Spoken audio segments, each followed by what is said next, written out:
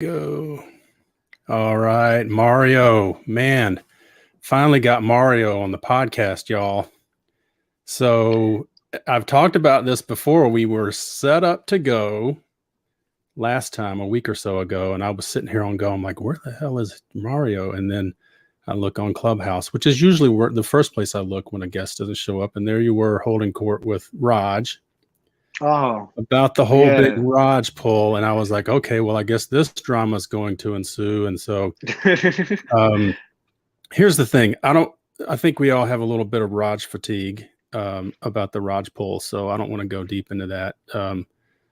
But I think it was just one of the most interesting things I had witnessed, where two businessmen kind of aired their grievances on a public forum and came to terms.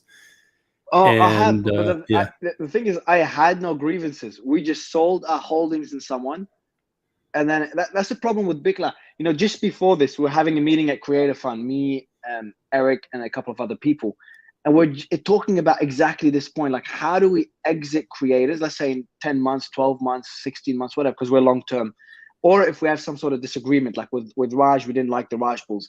How do we exit a creator without the drama? That's because everyone's just so emotionally connected to their coin price. It's not considered a financial instrument, really. It's considered like you're investing in an emotional instrument, and that gets tricky. So we just have to see how the platform matures and how to navigate that. yeah. So that to me seems like about all we need to talk about that deal. Looks like we lost your camera there for a second. Where are you, No, I'm by the good. way? In Miami for 2 more days. So you've been there like the past month or so, or what have you Yeah, been up so to? past month I've been between New York and LA, and then I had to Europe in 2 days. I lost you for a second there. You've been where? So in the last, hold on. Yeah, the internet should be fine. So in the last month, I've been between LA, New York, and Miami, and then in 2 days I head to Europe. Okay, great. And then, like, where's your normal domicile? Do you have one? You just nomad? No, man, I've just been traveling for 8 years and counting. So literally sometimes I might stay in the country for 3 to 6 months, but generally I've been traveling for 8 years. I was originally from Australia. That's where I lived Yeah. almost all my life. So let's see. I didn't meet you in Miami. I think, were you at Naomi's? Is that which? The little cafe, Jamaican cafe, where they had the BitClout meetup, or I think so. Is that in after Miami? Yeah. the Bitcoin conference, they had Yeah, the yeah. I meetup. dropped by there. I dropped there for drop by there for about 30 minutes. Yeah, I think maybe I left too early to meet you there, but that was a fun meetup. So maybe we'll cross paths in one of these other ones. Seem to be everybody's doing meetups around the world now. So you're going to be a globetrotter hitting all these things? I hope not, man. It's just been insane. Like I was meant to come here for Miami and just leave right after, and then I ended up staying for Miami, New York, LA meetups. Now I'm invited to Italy. I was meant to be there today, but I couldn't make it.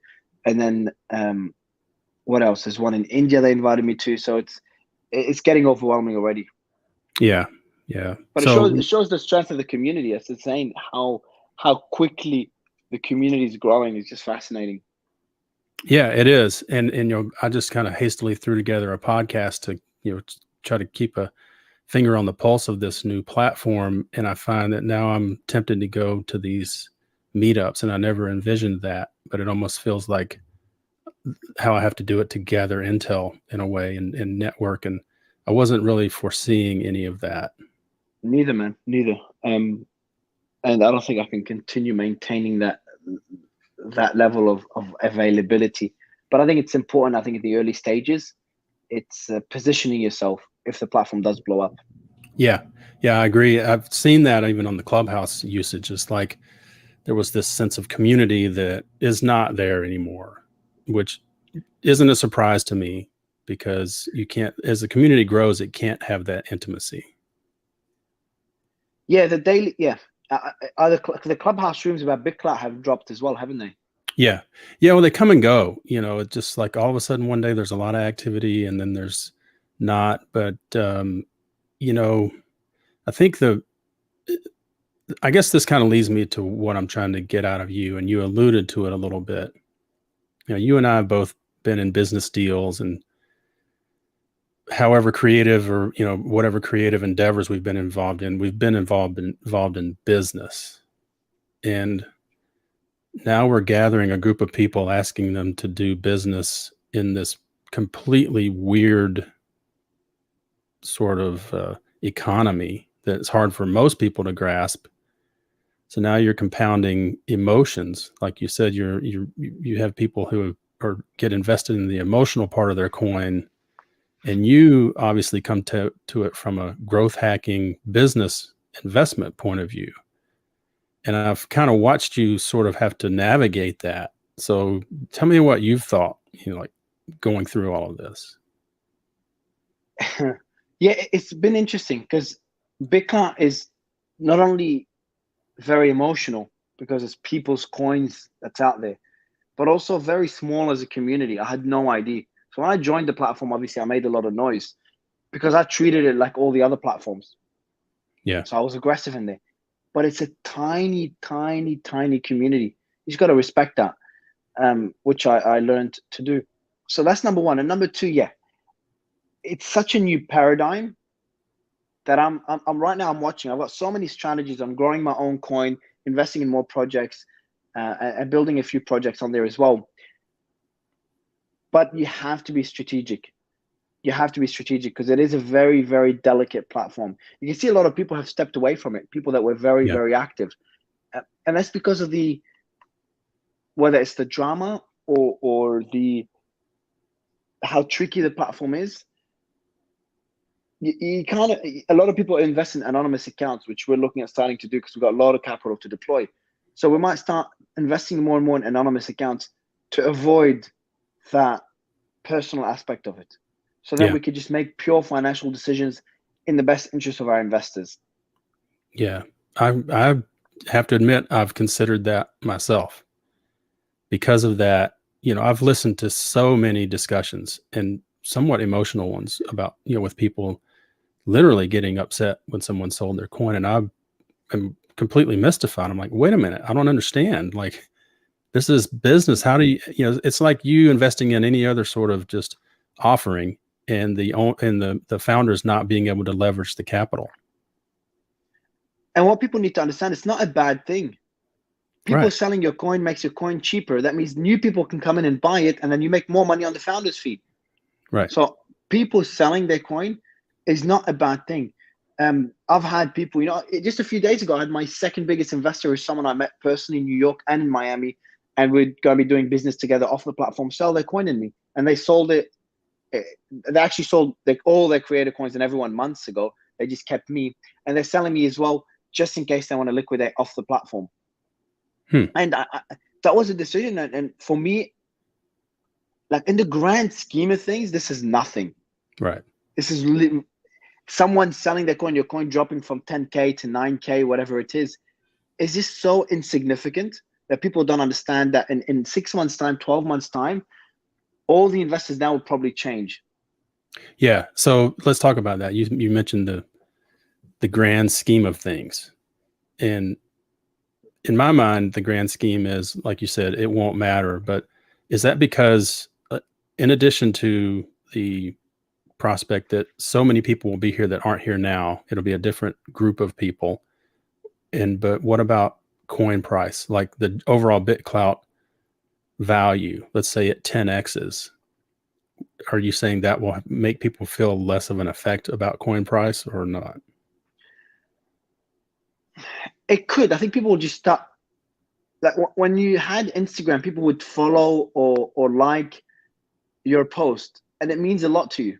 Now, I didn't have Instagram till like a year or 2 years ago, but I used to read about the importance of that like button or that follow button.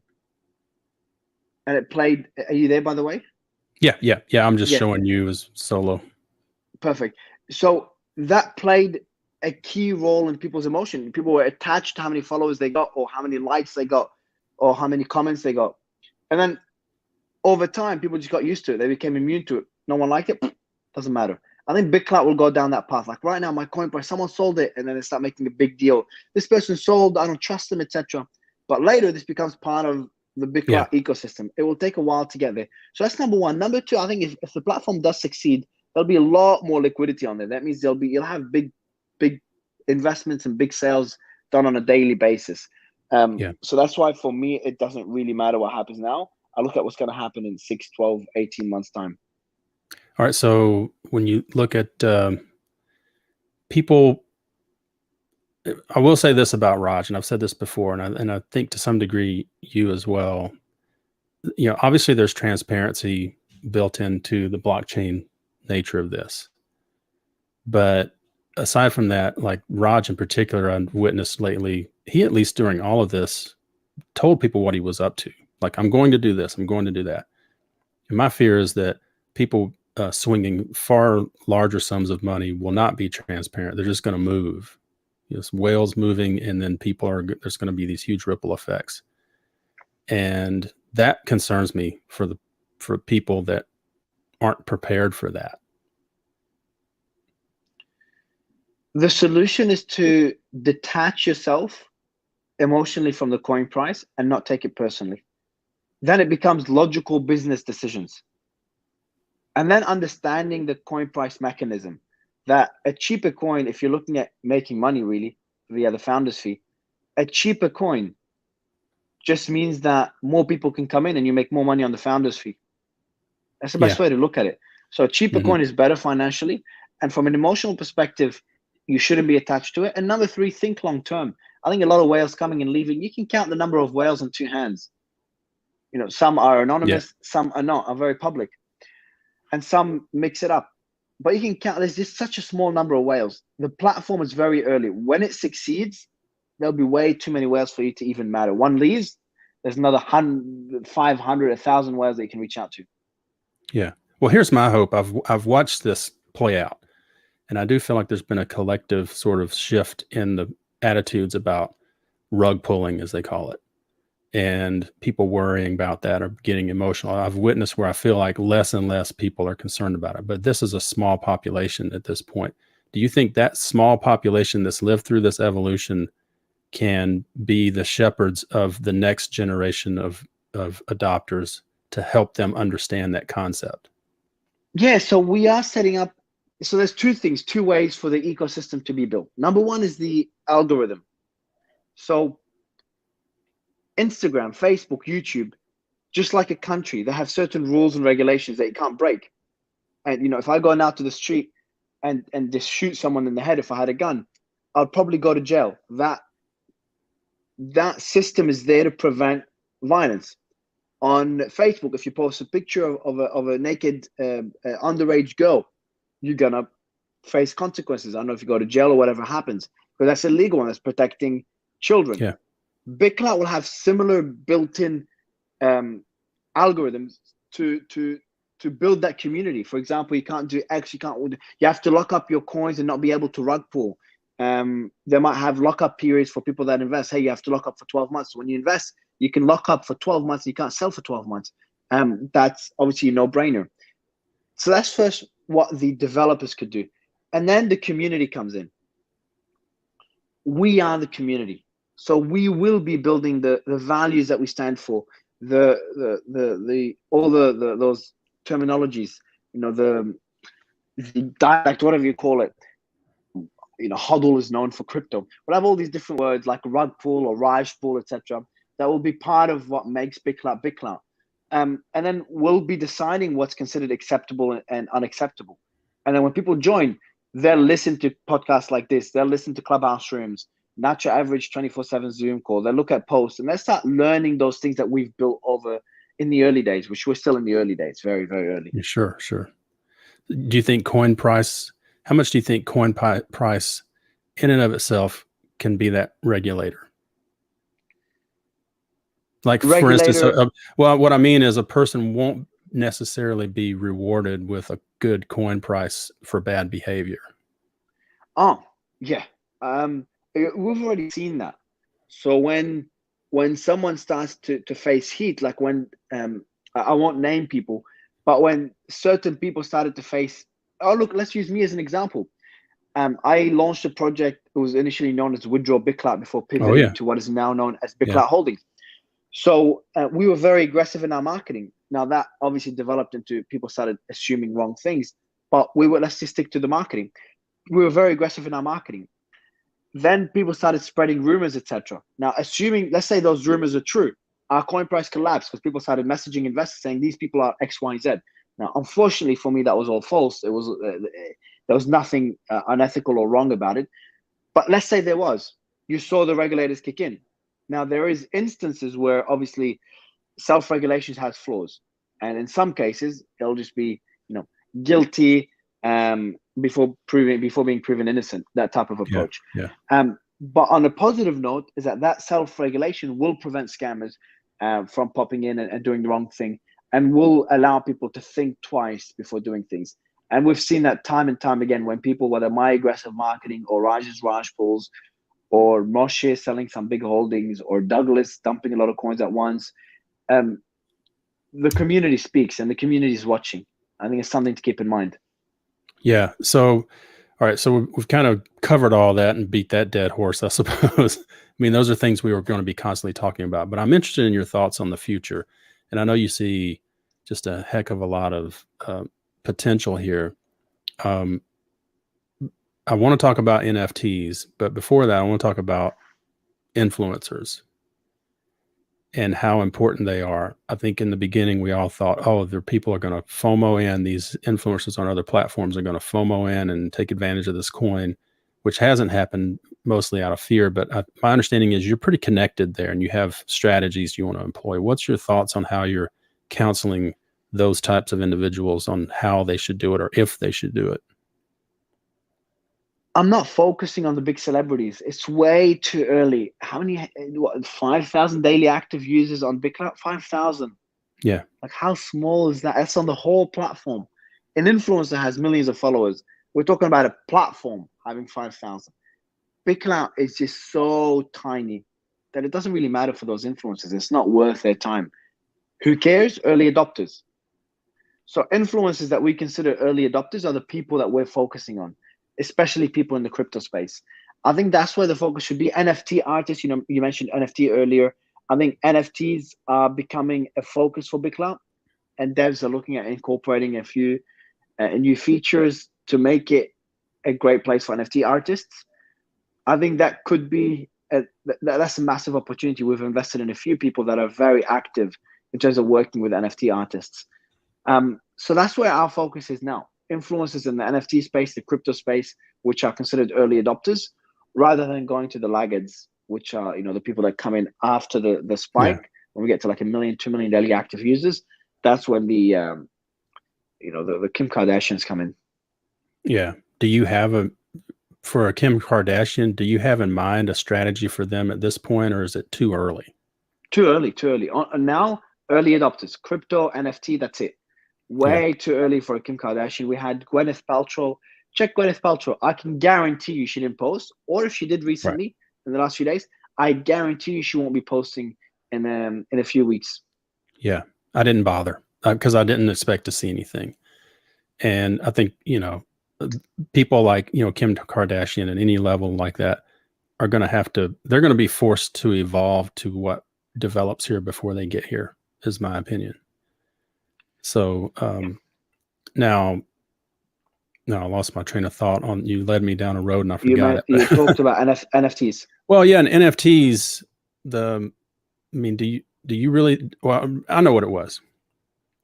Talk about influencers coming on the platform. What I've noticed that has been most intriguing in the past 10 days, or I guess somewhat coincidental to the listing on the exchange, is some pretty heavy hitting, I guess I'll call them, VC types or Silicon Valley types, especially involving money in the form of like Shopify CEO, Coinbase CEO, Binance CEO, these guys joining in. That was a signal to me that these people see this as really as a new economy, like a potential way that it becomes a rails for payments underneath a lot of other platforms.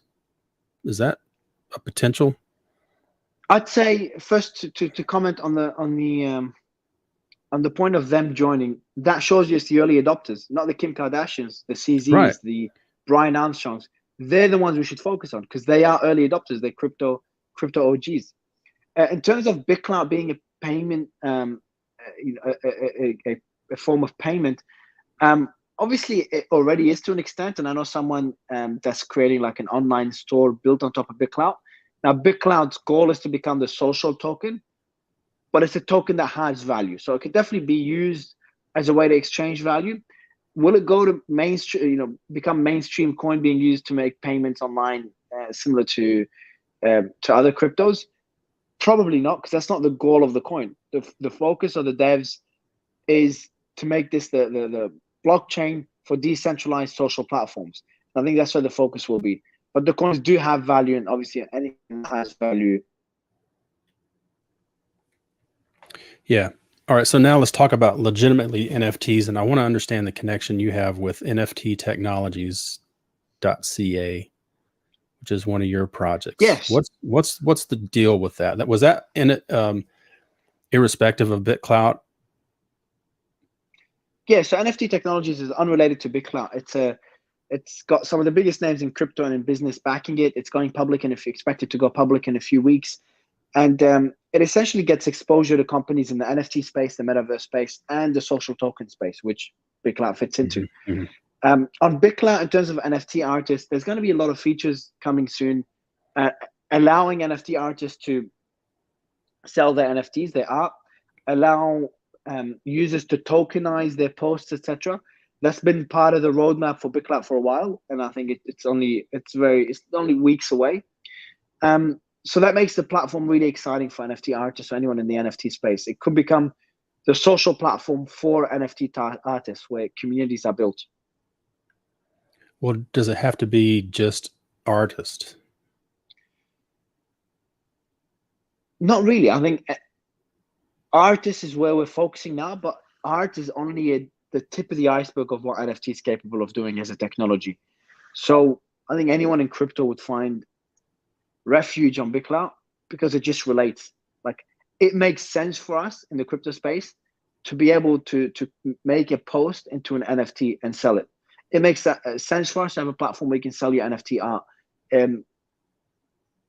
So the decentralization of BitClout makes sense. So that makes it very, very appealing for anyone in the crypto space because it relates to the ideologies they have. Yeah, which could be varied, to say the least. So what's your vision for, like, how do you foresee nodes translating into this? Like I go back and forth between, it's going to be a million different nodes with a million different languages and interests and philosophies, to one giant sort of portal with filtering and AI to give you what you want, like a Twitter or a Facebook. And we're seeing that already. I think we're about to invest in a project that has their own node, and CloutFeed will have its own node soon. Obviously, BitClout.com has its own node. So BitClout is a blockchain. Anyone can have a node, and Right. anyone can have their own platform on there. That's the beauty of BitClout. That's what's exciting about BitClout. It's not BitClout.com, which is just one use case. It's BitClout, the blockchain, and the adoption that has. So I agree with you. I think there'll be a lot of nodes for different communities in different languages. And it should be pretty exciting. There'll be like an Instagram node, a Reddit node, a Facebook node, a node for South Africa, a node for NFL fans. Right. The list goes on.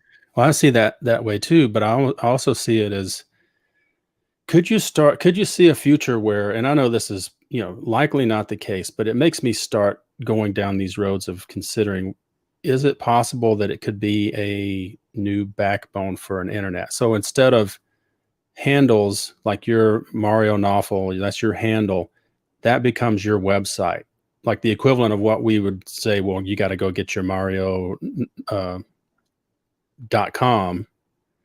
Instead, the fight is to get the handle, so that becomes, that's already there. That's already there. Like, the same way you get Instagram handles, you get YouTube handles, you get BitClout handles. But I'm saying that a company uses that more as their, is there a future where that becomes their handle to their node, which is their new website? Oh, absolutely. Absolutely. I think that's not too far-fetched, and it's not too far off, to be honest. I agree. I think it's going to manifest in ways we can't even imagine yet. I think we're going to be surprised. I think BitClout in a year to two is going to be extremely different to BitClout today. Sure. And the people on BitClout right now will be very different to the ones on BitClout in a few years' time. Like for me, I was way too short-sighted thinking about my coin price short-term, thinking about things short-term. Even me, I always talk about long-term. I was too short-sighted. There's just so much that hasn't been built, so much that hasn't been done. Yeah. That the best thing you could do now is be consistent and be patient. And build. Constantly, consistently build. Yeah. Yeah. So what would be your top 3 focuses on building at this point? The backbone of BitClout. So all these different applications, I've talked a lot about CloutFeed, in which I'm an investor, a BitClout Pulse, which I'm not an investor. And I'm not going to start going through the names because there's just too many. Right. But they are BitClout. They will make BitClout the BitClout we imagine. It's going to be in 2-3 years' time. It's going to blow up and all that. It's because of these guys. Yeah. How has this affected you? You know, you've gone into it somewhat wholeheartedly, in my opinion, and you're a growth hacker who has come, without having dug too deeply in your past, which I haven't. You strike me as someone who sees a big thing, like we'll say Facebook, for instance, and look at it and say, this is massive. How do I hack it and exploit it and get the most out of it? Have you gotten seriously frustrated with the size of BitClout at this stage, and sometimes you feel like giving up? Not at all, not even close. Like I know it's going to be a long game. So I've built systems, I've built a team where I can consistently do this for 5 years. I don't mind. And I think the people that are in that position, that they can consistently be on the platform nonstop for a long period of time, are the ones that will win. As long as they understand that BitClout is still most likely going to fail. Like that's statistically a fact.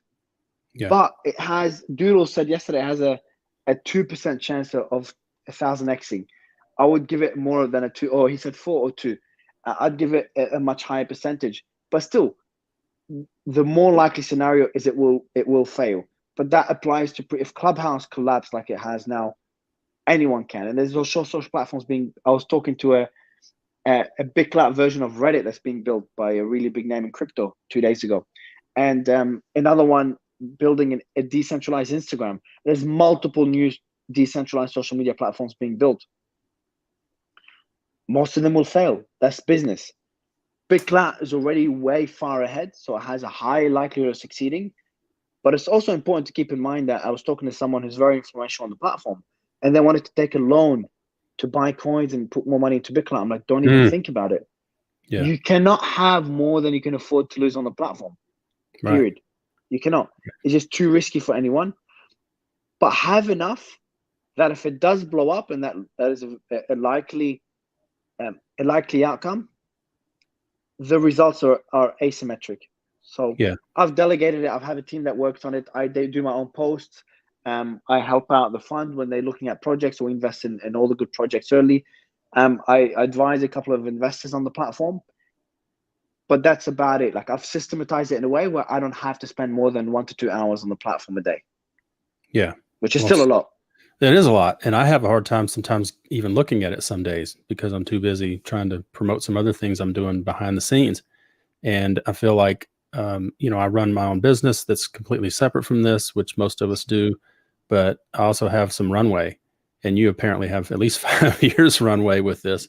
I've seen a lot of creators already who have expired their energy. There'll be a lot more. I'd say there's probably, from the creators we see now, if BitClout, let's say, blows up in 3 years' time, I'd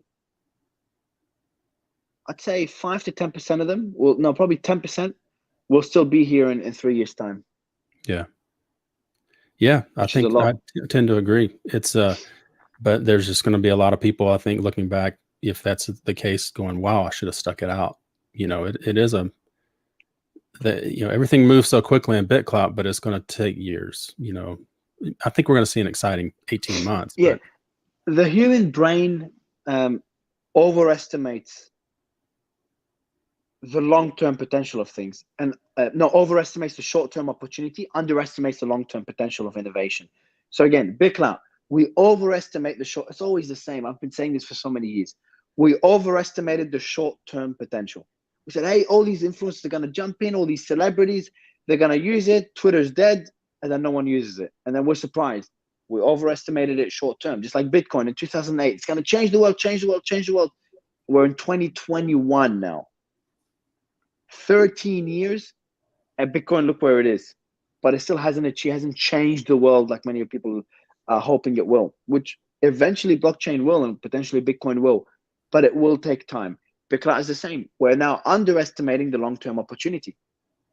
Yeah, I agree. If BitClout succeeds, it's massive, massive, massive change to the social monarchs, or whatever you want to call them, the monopoly. Yeah, I agree. I overestimated the short term, but I'm also we didn't know what we didn't know at the beginning, and we've seen so many things develop and happen kind of rapidly in ways I never predicted, that it's a different thing than what I got involved with in the beginning. So before we wrap it up, I know you got a busy day as usual. Let's just say, here's a thought. What is the thing that people don't know about you? Not bachata dancing and all that. What's the thing they don't know about you that you're like, oh, I wish people knew this about me?